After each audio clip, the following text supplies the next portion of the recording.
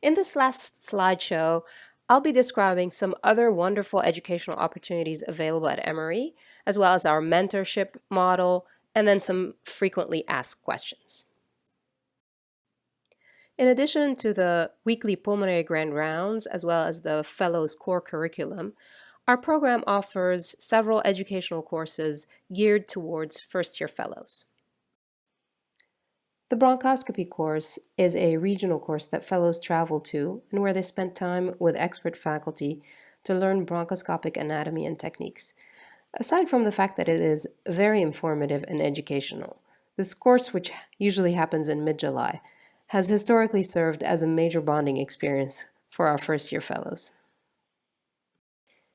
The ultrasound course is usually held every September and is led by our local expert faculty in our own division. Here you will get an introduction to the theory behind ultrasound and you will practice your skills on standardized patients.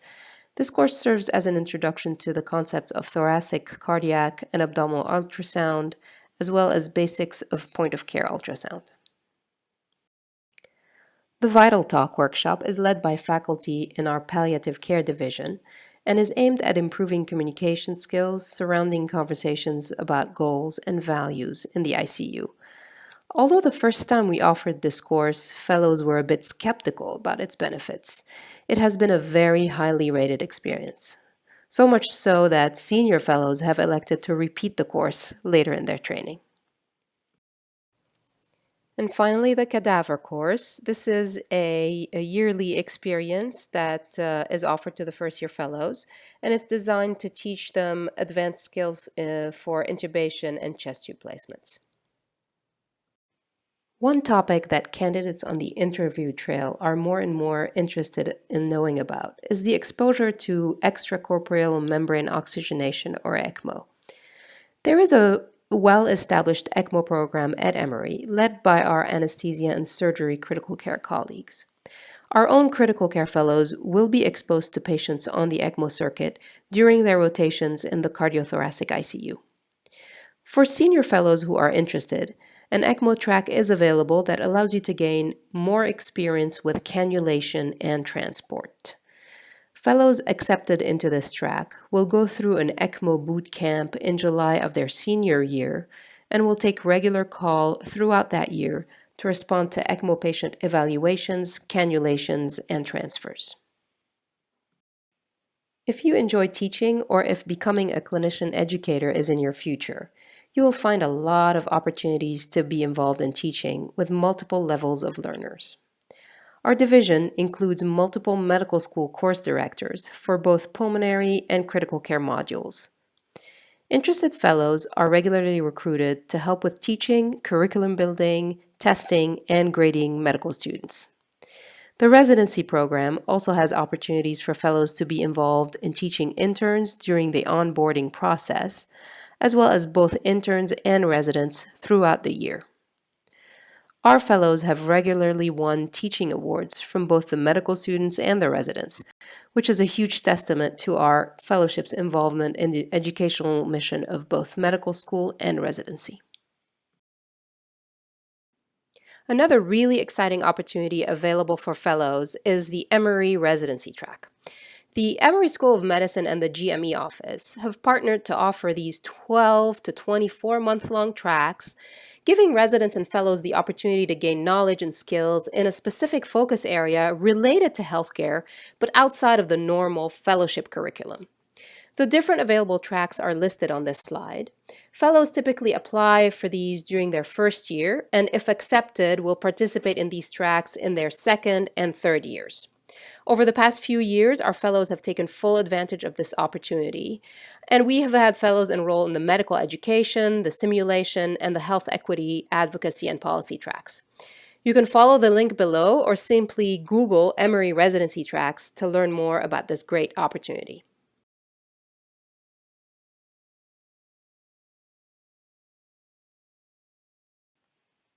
As you will soon discover, fellowship is quite different than residency in many ways.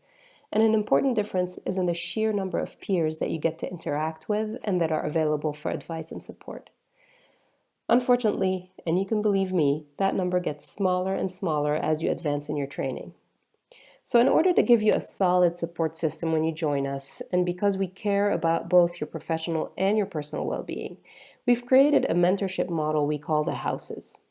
Each house pairs a few fellows, usually a mix of junior and senior fellows, with two faculty members who will serve as the mentors. The houses are designed to provide life and personal mentorship and are separate from the career mentorship structure that we will talk about next. Houses have a social meeting at least quarterly, and the fellows within a house serve as each other's support group, sort of a big brother, big sister kind of model. For more structured career mentoring, you will be assigned an academic mentor by our Career Development Committee, or CDC. The CDC's goal is to ensure every fellow has well developed career goals and stays on track to achieve them.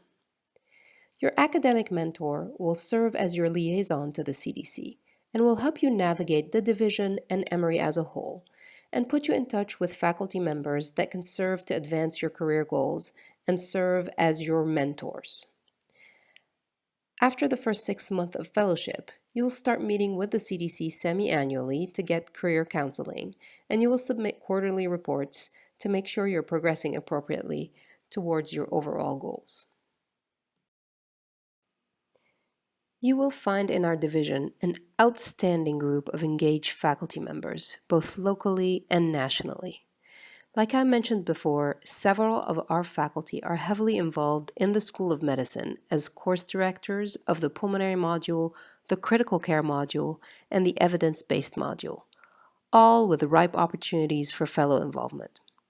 You will also have access to role models with an impressive portfolio of involvement in national professional societies.